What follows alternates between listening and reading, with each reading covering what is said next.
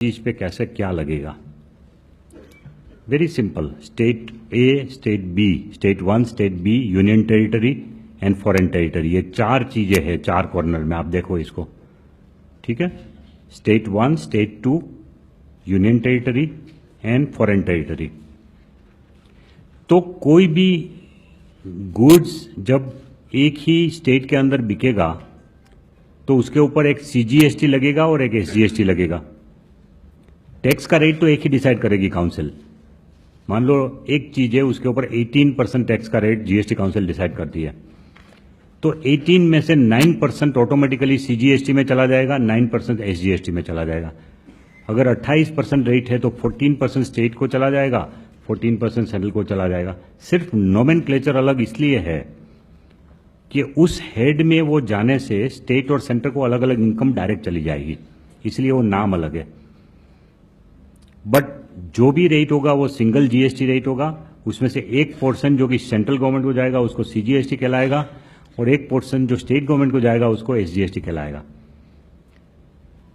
अगर आप एक स्टेट में से दूसरी स्टेट में अगर माल ले जा रहे हैं तो फिर आपको आईजीएसटी देना पड़ेगा। What is IGST? Integrated goods and services tax. It is nothing else but it is a total of CGST plus SGST. उतना ही रेट होगा। जैसे मैं suppose there is an item on which 18% rate of CGST plus SGST is there, तो 18% ही IGST होगा, उतना ही rate होगा।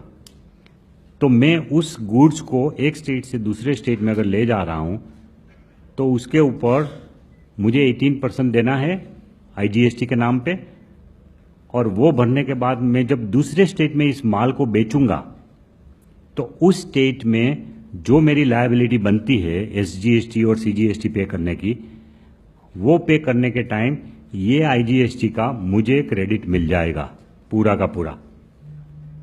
सो इसका मतलब ये हुआ कि आईजीएसटी वो एक अलग टैक्स नहीं है। आईजीएसटी जो है ये एक इंटरिम टैक्स है जिसको हम कहते हैं wash out tax. Wash out tax इसलिए कह रहे हैं कि आईजीएसटी की कोई अपनी अस्तित्व है ही नहीं, वो वॉश आउट हो जाएगा। आईजीएसटी अपने आप में कोई टैक्स है ही नहीं। नॉर्मली आईजीएसटी कौन पे करेगा? बिजनेसमैन। जब वो एक स्टेट से दूसरे स्टेट में माल शिफ्ट करेगा तब वो बिजनेसमैन पे करेगा और उसकी वो क्रेडिट ले लेगा। तो फाइनली आईजीएसटी की कोई इनकम सरकार को नहीं होने वाली है। आईजीएसटी की कोई अपनी इनकम सरकार को नहीं होने वाली है। इनकम जो होगी सरकार को वो सीजीएसटी और एसजीएसटी की होगी। पूरी की पूरी इनपुट टैक्स क्रेडिट ले लेगा वो आईजीएसटी की, अपनी जब भी टैक्स लायबिलिटी आएगी उसके सामने। कुछ ऐसे ट्रांजैक्शन हो सकते हैं B2C ट्रांजैक्शन, जैसे दिल्ली से सपोज नॉर्थ ईस्ट नागालैंड का कोई आदमी दिल्ली में आया और दिल्ली से एक टीवी खरीद के चला गया, तो वो अगर बताएगा कि भाई मैं नागालैंड ले जा रहा हूं, ट्रांसपोर्ट कर रहा है, अपना ट्रांसपोर्ट में अगर भेज रहा है नागालैंड, तो आईजीएसटी लग के जाएगा। अगर वो बता नहीं रहा है कि मैं नागालैंड में ले जा रहा हूं तो वो तो स्टेट का ही, दिल्ली का ही एसजीएसटी और सीजीएसटी लगेगा। तो उस केस में आईजीएसटी जो वो पे करके नागालैंड में टीवी ले जा रहा है, वो आईजीएसटी की क्रेडिट कोई लेगा नहीं, लेकिन वो पड़ा रहेगा सरकार के पास। वो उसका विभाजन स्टेट और सेंटर के बीच में इक्वल हो जाएगा। अगर ऐसा कोई आईजीएसटी पड़ा रहेगा सरकार में तो उसका विभाजन बट बहुत छोटी ऐसी अमाउंट होगी। नॉर्मली गुड्स का एक स्टेट में से दूसरे स्टेट में ट्रांसफर सिर्फ व्यापारी लोग ही करते हैं, तो व्यापारी लोग आईजीएसटी पे करेंगे और उसकी क्रेडिट ले लेंगे। सो आईजीएसटी में कुछ बचेगा नहीं। IGST is not a separate tax. पहले जो था सीएसटी था, central sales tax. You would be surprise कि सेंट्रल सेल्स टैक्स 2% के हिसाब से भी स्टेट की इनकम 50-60 हजार करोड़ है। 2% के हिसाब से भी सीएसटी की इनकम, वो 50-60 हजार करोड़ का पूरा बोझ कंज्यूमर के ऊपर जा रहा था, एडिशनल टैक्स जा रहा था सीएसटी का, सेंट्रल सेल्स टैक्स का, वो पूरा बोझ अब मिट जाएगा। अब आईजीएसटी पे करना पड़ेगा, लेकिन IGST is a wash out tax. वो तो हम इसलिए ले रहे हैं कि भाई कुछ तो टैक्स सरकार के हाथ में आ जाए, उसके बाद वो किस स्टेट में ले जाए, जो करना है करे, लेकिन हमारे पास उतना ही टैक्स आ गया जितना हमको मिलना चाहिए, तो इधर उधर नहीं चला जाएगा। पहले ये करते थे कि सीएसटी जब बनना होता था तो सरकार को सी फॉर्म भर के ये बोलता था कि भाई हम तो CST में इसको इंटरस्टेट ले जा रहे और वो दूसरे स्टेट में माल पहुंचता ही नहीं था, उसी स्टेट में वो माल को दूसरे सिटी में उतार के उसी स्टेट में बेच देते थे विदाउट पेमेंट ऑफ टैक्सेस। तो जिस आइटम के ऊपर 14% स्टेट का टैक्स रेट था उसके ऊपर वो 2% CST भर के छूट जाता था। अब ये नहीं होगा, अब पूरा का पूरा टैक्स उसको भरना पड़ेगा, तब वो दूसरे स्टेट में माल ले जा सकते हैं। उसके बाद उसकी जिम्मेवारी, अगर वो वहां पर दूसरी बार बेचता है तो जो CGST और SGST की लायबिलिटी उसको पे करने के लिए IGST यूज करेगा, वरना IGST तो सरकार के पास आ ही गया है। तो इस तरह का ये टैक्स है IGST। दूसरी एक विशेष बात यह है कि जब फॉरेन टेरिटरी से कोई भी माल आएगा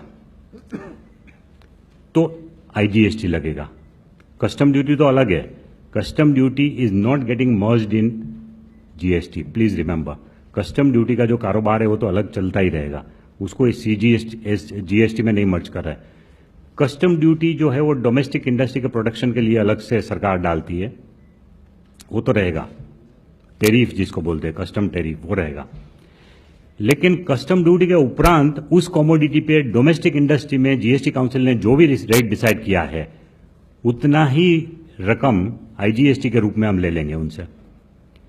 फिर अगर व्यापारी वो चीज को इंपोर्ट कर रहा है और फिर वो CGST SGST पे करने की लायबिलिटी आती है दोबारा जब इंडिया में सेल करेगा, तो उसमें से वो IGST का क्रेडिट उसको मिल जाएगा। लेकिन सबसे पहले तो इंपोर्ट के टाइम ही IGST लग जाएगा।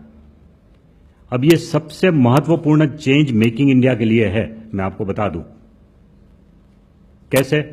क्योंकि अब तक जो था वो ये था कि भाई हम एक्साइज ड्यूटी के इक्विवेलेंट CVD लगा रहे थे।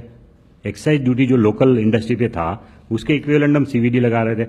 उसके अलावा सिर्फ 4% SAD स्पेशल एडिशनल ड्यूटी लगा रहे थे। ये जो 4% SAD लगा रहे थे उसका मतलब ये था कि स्टेट गवर्नमेंट की जो वेट देनी पड़ती है लोकल इंडस्ट्री को, उसके बदले में हमने 4% SAD डाला था। अब वो 4%, वो एक्चुअली स्टेट गवर्नमेंट तो 14% रेट ले रही है वेट का, लेकिन सिर्फ 4% देने के बाद वो माल इंडिया में आ सकता था। तो अब ये नहीं होगा। डोमेस्टिक इंडस्ट्री के ऊपर जितना टैक्स का बोझ है उतना ही टैक्स का बोझ इंपोर्टेड माल के ऊपर आएगा। तो इससे मेक इन इंडिया को बल मिलेगा कि नहीं? बल मिलेगा। इससे मेक इन इंडिया को इससे बल मिलेगा। तो ये एक परफेक्ट सिस्टम हो जाएगी कि लोकल इंडस्ट्री जितना टैक्स पे कर रहा है उतना ही इंपोर्टेड वाले भी पे करे, ताकि दोनों के बीच में अंतर नहीं रहे। पहले ये था कि इंपोर्टेड माल सस्ता पड़ता था और डोमेस्टिक माल जो है वो उनको बेचारे को तकलीफ पड़ रही थी इंपोर्टेड के सामने टिकने के लिए। तो this is a very significant change that is going to be brought about IGST लगाने से इंपोर्टेड माल के ऊपर। जिस तरह से स्टेट के अंदर स्टेट GST है उस तरह से यूनियन टेरिटरी के अंदर भी यूनियन टेरिटरी GST लगेगा। तो यूनियन टेरिटरी के अपने खर्चे चलाने के लिए जो टैक्स लगता है वो यूनियन टेरिटरी GST होगा और वो भी इक्विवेलेंट टू स्टेट GST होगा। CGST plus union territory GST union territory में लगेगा। और उसका जब भी आप कोई एक स्टेट से दूसरे स्टेट में या एक स्टेट से दूसरी यूनियन टेरिटरी में अगर माल ले जा रहे हैं तो IGST देना पड़ेगा। इसलिए ये पिक्चोरियल जो रिप्रेजेंटेशन है उसमें एरो दिखा रहे हैं हम कि इंपोर्टेड माल आएगा तो भी IGST देना पड़ेगा, एक स्टेट से दूसरे स्टेट में जाएगा तो भी IGST देना पड़ेगा, दूसरे स्टेट से यूनियन टेरिटरी में फिर से जा रहा है तो भी IGST देना पड़ेगा। बट हर बार आपको इनपुट टैक्स क्रेडिट मिलती जाएगी इसकी, बट पूरा ट्रांजैक्शन का ट्रेल कंप्यूटर में लास्ट तक रहेगा। एक माल बनाया वहां से लेके 4 स्टेट में घूमने के बाद 5वें स्टेट में अगर कंज्यूमर के पास पहुंचा तो भी इसका पूरा ऑडिट ट्रेल कंप्यूटर में रहेगा। ये इसकी बेनिफिट है GST की। Okay, next.